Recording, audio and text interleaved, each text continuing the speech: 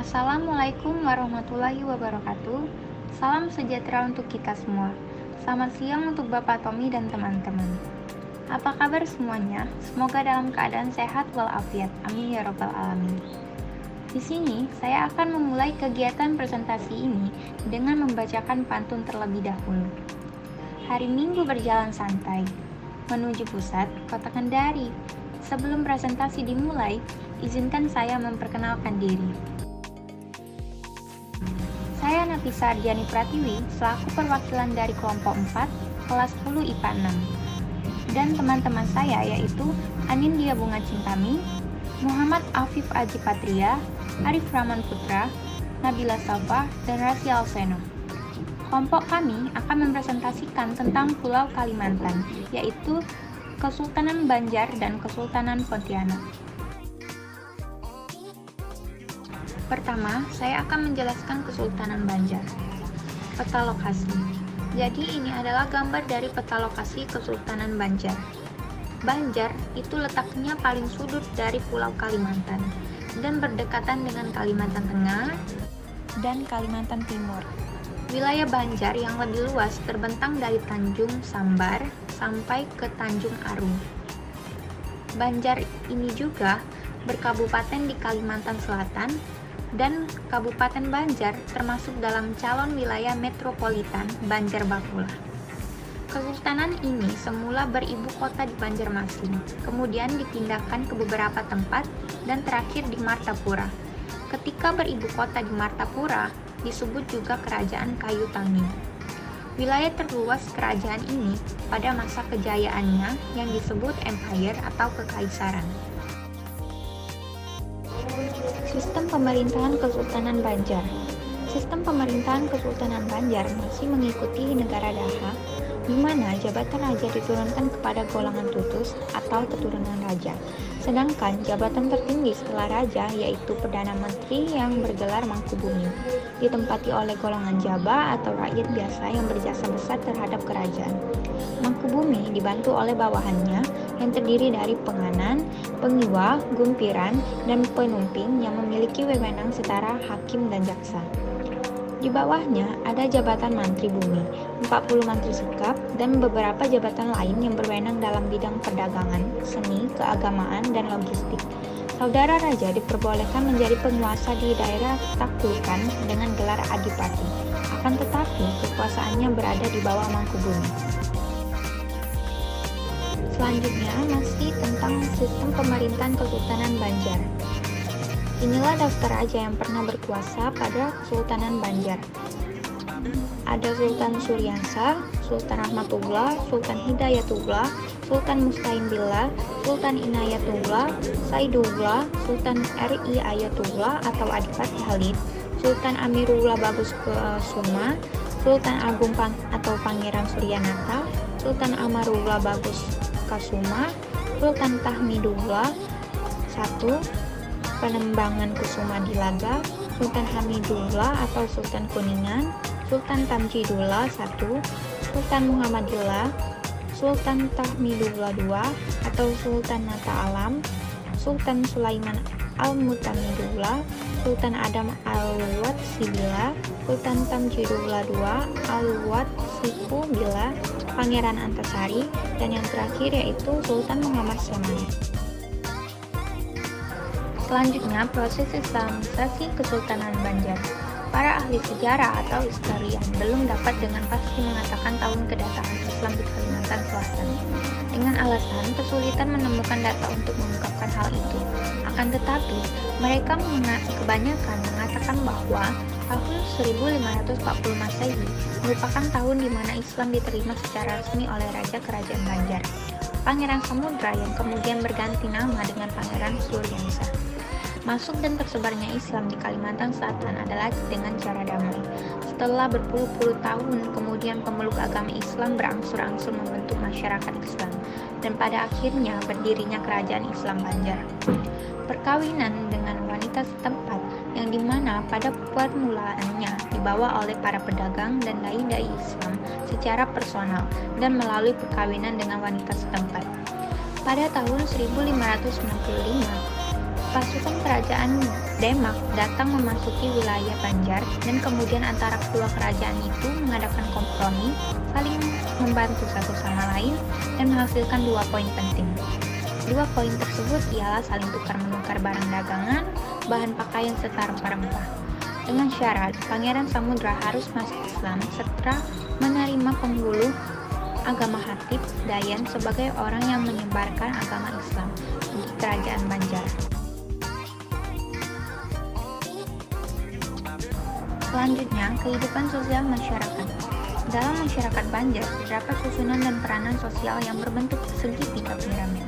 Lapisan teratas adalah golongan penguasa yang merupakan golongan minoritas. Golongan ini terdiri dari kaum bangsawan atau keluarga raja. Lapisan tengah diisi oleh para pemuka agama yang mengurusi masalah hukum keagamaan dalam kerajaan.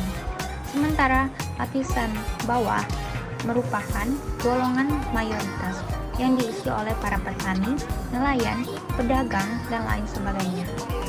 Selanjutnya yaitu peninggalan-peninggalan Kesultanan Banjar. Pertama, ada Masjid Sultan Suryansa dibangun pada masa pemerintahan Sultan Suryansa tahun 1526 sampai 1550. Raja Banjar pertama yang memeluk agama Islam.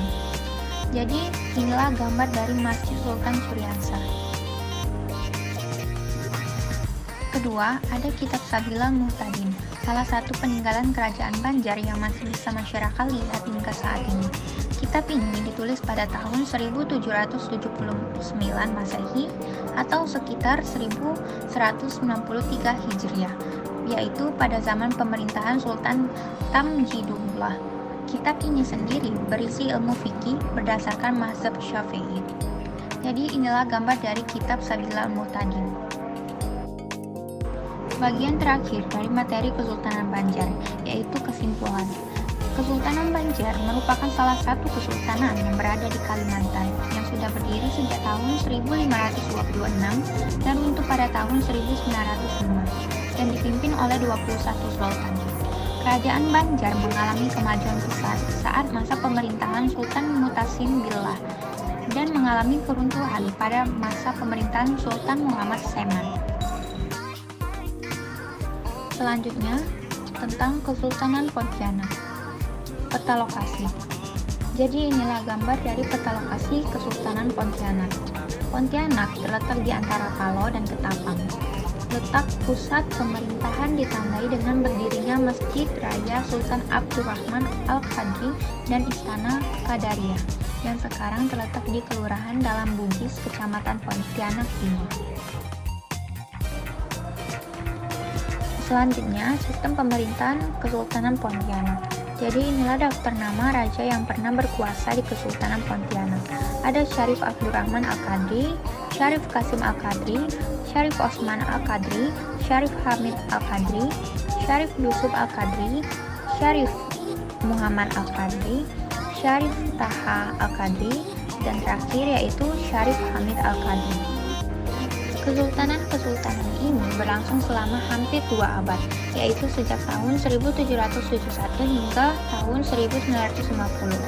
Selama kesultanan ini masih eksis, terdapat 8 sultan yang pernah berkuasa. Ketika kesultanan ini berakhir pada tahun 1950, yaitu seiring dengan bergabungnya banyak daerah dengan Negara Kesatuan Republik Indonesia (NKRI). Maka sistem pemerintahan juga berubah menjadi pemerintahan kota Pontianak. Pada tahun 1943 sampai 1945, pejuang-pejuang di Kalimantan Barat ikut berjuang melawan kolonialisme Jepang di Indonesia, sebagaimana yang dilakukan pejuang-pejuang di Jawa dan Sumatera. Puncaknya pada tanggal 16 Oktober 1943 terjadi pertemuan rahasia di Gedung Medan Sepakat Pontianak yang dihadiri oleh tokoh-tokoh masyarakat dari berbagai golongan. Mereka bersepakat untuk merebut kekuasaan dari pemerintah kolonial Jepang dan mendirikan negeri rakyat Kalimantan Barat dengan lengkap 18 menterinya. Selanjutnya, kehidupan sosial masyarakat Pontianak. Masyarakat Pontianak dikelompokkan secara sosial berdasarkan identitas kesukuan, agama, dan ras. Pengelompokan berdasarkan suku yaitu pertama, komunitas suku Dayak yang tinggal di daerah pedalaman. komunitas ini dikenal tertutup, lebih mengutamakan kesamaan dan kesatuan sosial kultural. Kedua, komunitas Melayu, Bugis, dan Arab yang dikenal sebagai penganut Islam terbesar di daerah ini yang lebih menekankan aspek sosio-historis sebagai kelas penguasa. Ketiga, imigran Cina yang tinggal di daerah pesisir yang dikenal sebagai satu kesatuan sosioekonomi. Selanjutnya, sejarah awal masuknya Islam di Kerajaan Pontianak. Di Kalimantan Barat, Islam masuk sekitar abad ke-18. Ada dua cerita tentang siapa penyebar agama Islam di wilayah ini. Yang pertama adalah Syarif Idrus. Pada awalnya, Syarif Idrus bersama rombongannya berlayar ke arah Mengkawa. Namun, dia penasaran dan menelusuri sungai ke arah laut yang membawanya ke aliran sungai Kapuas yang sekarang ini menjadi kota Pontianak. Setelah itu, Syarif Idrus diangkat menjadi pemimpin utama masyarakat di wilayah itu dengan gelar Syarif Idrus bin Abdurrahman al-Adridrus. Setelah itu, Syarif Idrus memindahkan kota dengan cara pembuatan benteng dari kayu-kayuan yang berfungsi untuk pertahanan. Semenjak pemindahan kota itu, Syarif Idrus dikenal dengan nama Raja Kubu. Setelah itu, wilayah itu mengalami perkembangan di hampir semua bidang, baik dalam bidang keagamaan maupun bidang perdagangan. Syarif Idrus memerintahkan daerah ini dari tahun 1779 hingga tahun 1789 Masehi. Yang kedua adalah cerita yang mengatakan bahwa ada pendakwa yang asalnya dari Tahrim yang datang ke Kalimantan Barat untuk tujuan menyebarkan agama Islam. Dia adalah Habib Husin Al-Ghadri. Pada awalnya, dia mampir di Aceh dan berlayar ke Jawa, tepatnya Semarang. Di sana, dia bertemu dengan seorang pedagang Arab dan memutuskan untuk berlayar ke Kalimantan Barat dan menyebarkan agama di sana. Ketika Sultan Habib meninggal, dakwanya diteruskan oleh anaknya yang mendirikan keraton dan Masjid Agung di Pontianak. Putranya Syarif Abdurrahman Nur Alam bin Habib Husin Al-Ghadri ini mendirikan Kesultanan Pontianak yang dilanjutkan oleh Syarif Qasim bin Abdurrahman Al-Ghadri. Peninggalan Kesultanan Pontianak. Pertama ada Keraton Kadria. Keraton Kadria merupakan keraton yang terletak di Kampung Beting, Kelurahan Bugis Dalam, Kecamatan Pontianak Timur, Kota Pontianak, Provinsi Kalimantan Barat. Peninggalan ini masih bisa kita jumpai hingga saat ini. Jadi inilah gambar dari Keraton Kadria. Kedua, ada Masjid Jami Pontianak. Masjid Jami merupakan masjid yang dibangun pada sekitar tahun 1771. Masjid tersebut merupakan masjid sebagai tanda berdirinya dari Kesultanan Pontianak. Jadi inilah gambar dari Masjid Jami Pontianak. Ketiga, Makam Batu Layang. Makam Batu Layang merupakan kompleks makam yang dikhususkan untuk sultan beserta keturunannya. Makam ini terletak di wilayah tepi sungai Kapuas. Jadi ini gambar dari Makam Batu Layang. Bagian terakhir dari materi Kesultanan Pontianak, yaitu kesimpulan. Kesultanan Pontianak merupakan salah satu kesultanan Islam terbesar di Kalimantan yang berdiri sejak 1771 sampai 1950, yang dipimpin oleh 8 sultan dan masyarakatnya memiliki beragam suku, yaitu suku Dayak, Melayu Bugis, dan Arab. Sekian sudah presentasi tentang Kesultanan Banjar dan Kesultanan Pontianak dari kelompok kami. Apabila ada kesalahan mohon dimaafkan karena kesempurnaan hanya milik Allah dan lagu Rizky Febrian. Apabila ada kelebihan mohon dikembalikan. Terima kasih. Wassalamualaikum warahmatullahi wabarakatuh.